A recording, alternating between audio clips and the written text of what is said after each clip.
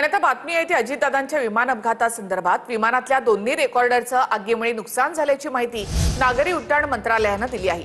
दुसरीकडे 20 तास थांबा, खुलासा करेन असा इशारा रोहित पवार यांनी दिलाय. ब्लॅक बॉक्स आगीपासून सुरक्षित आहे, पण राजकारणापासून नाही, असं रोहित पवार म्हणाले.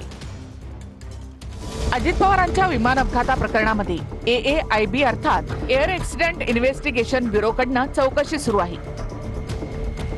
विमानातील दोन्ही रेकॉर्डर मधला डेटा रिकव्हर करण्याचं काम सुरू आहे. नागरी उड्डाण मंत्रालयाने या संदर्भात आज परिपत्रक जारी केलं.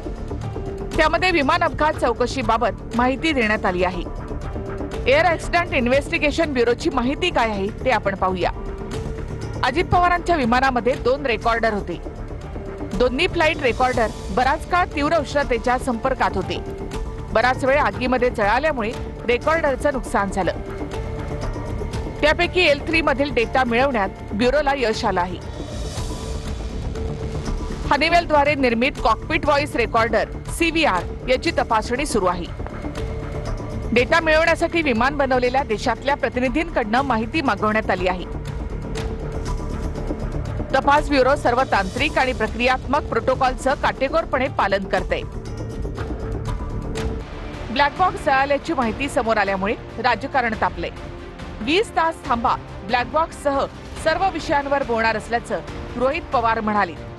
या संदर्भात उद्या सकाळी 10:30 वाजता रोहित पवारांची पत्रकार परिषद असून या तपासामध्ये मिळालेला डेटा रोहित पवार समोर मांडणार आहे.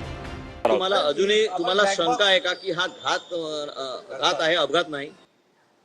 अजून 10-12 तास तुम्ही थांबा. 10-12 तास नाही, अजून 20 तास तुम्ही थांबा. उद्या सकाळी 10:30 वाजता या बाबतीत आपण चर्चा त्या ठिकाणी करू. उद्याच्या दिवशी ब्लॅक बॉक्स त्याच्याच बरोबर इतर विषय हे 10:30 वाजता उद्या सकाळी एक डिटेल मध्ये प्रेस कॉन्फरन्स घेणार. खरं म्हणून आज प्रेस कॉन्फरन्स न घेता आम्ही उद्या 10:30 वाजता चव्हाण सेंटरला प्रेस कॉन्फरन्स घेणार आहोत. त्यामुळे रोहित पवार उद्या काय बोलणार याकडे सर्वांचं लक्ष लागलंय. अजित पवारांच्या विमान अपघाताप्रकरणी खासगी गुप्तहेर यंत्रणेकडनं तपास सुरू आहे. मोठ्या बोईंग विमानाच्या अपघातावेळी सुद्धा न जळणारा ब्लॅक बॉक्स अजित पवारांच्या छोट्या विमान अपघातामध्ये कसा काय जळाला यावरून देखील शंका कुशंकांचं काहूर माजलंय. तर विमानाचा ब्लॅक बॉक्स जळाल्याचा अर्थ दाल में कुछ काला आहे अशी शंका वडेट्टीवारांनी व्यक्त केली आहे. ब्लॅक बॉक्स हा पावसापासून, उन्हापासून, आगीपासून, बॉम्बलास्टपासून सगळ्यापासून सुरक्षित आहे, पण राजकारणापासून सुरक्षित नाही.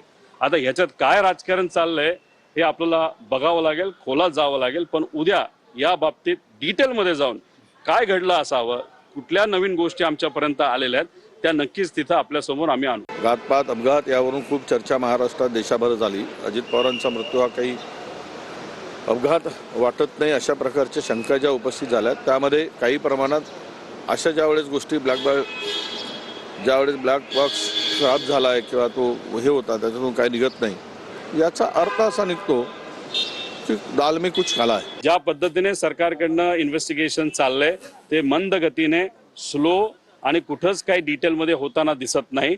ती VSR कंपनी अजूनपर्यंत ऑपरेशनमध्ये त्या ठिकाणी आहे.